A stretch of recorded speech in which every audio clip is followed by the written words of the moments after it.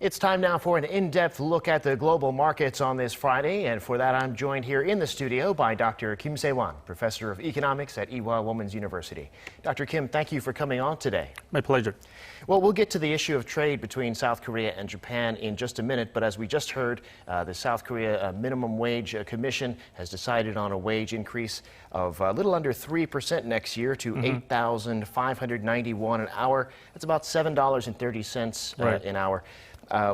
This wasn't the big increase that labor was hoping for, so what does this mean for the Korean economy?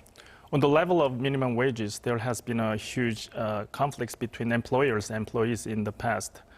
But from the beginning of President Moon's administration, there were a rapid minimum wage increase with a two-digit percentage increase in accordance with President Moon's presidential candidate promise of 10,000 minimum wages. Right.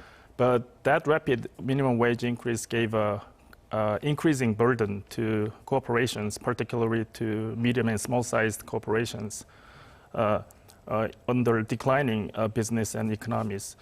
So less than 3% minimum wage increase is a result of, I think, both sides' understanding and compromise.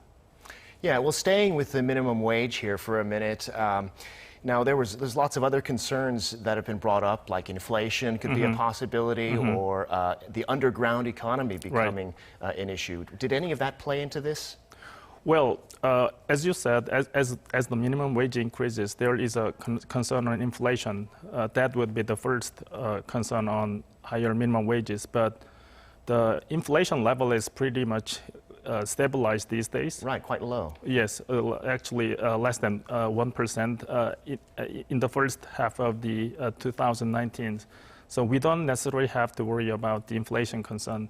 But as you said, there could be some worry on the size of the underground economy related to raising minimum wages. Sure. Well, now, as we speak, Korea and Japan are holding these working level talks on the issue of the trade restrictions that Japan's imposed. We're expecting those to wrap up, and we should hear something this afternoon, maybe as soon as 4:30. But before we hear that, let's talk about the level of government that this is occurring at, because it's working level, it's not minister level. Right. Do they have any power to resolve this issue? Not really. Actually, Korean government wanted to have a higher level talks, but that has been downgraded by Japan's counterpart. I think the main reason for that is they do not want to make any decision related to Japan's export restrictions on Korea.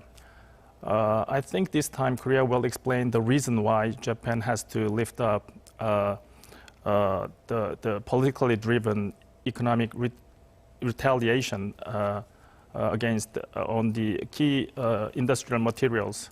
But Japan will insist that their restriction on export to Korea is related to South Korean government inappropriate export control to North Korea. Right.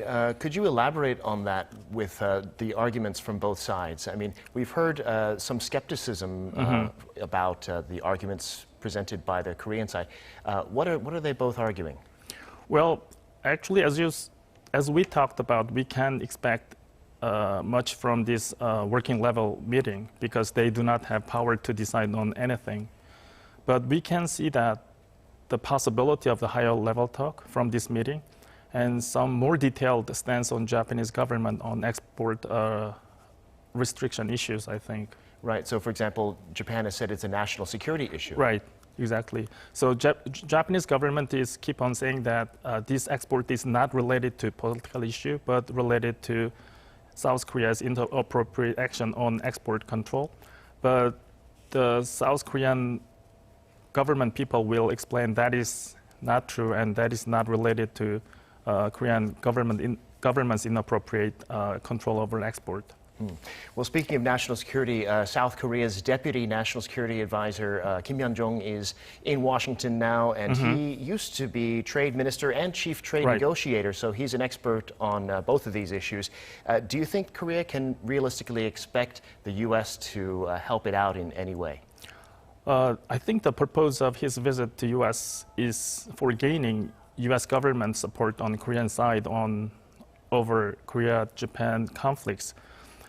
Since Japanese government does not want to have higher level talk, the only strategy to have higher level talk is drawing U.S. government's keen interest on maintaining Japan-Korea U.S. Alliance relation and for protecting U.S. corporations' business opportunities on this region.